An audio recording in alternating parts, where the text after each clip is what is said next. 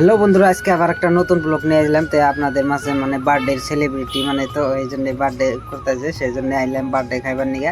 তো আজকে কিন্তু কেক কাটা হবে, তো ভিডিওটা ধৈর্য সহকারে দেখতে পাচ্ছেন। কিন্তু গাইস এমন পুলাহানের জ্বালায় মানে কোনাহানেই জান গেতেছে না, পুলাহানে কেক মেয়ের মধ্যে পাড়াই দিব না না কেক কাটবো, কিন্তু পুলাহানে জানতেছে না, ঠিক আছে।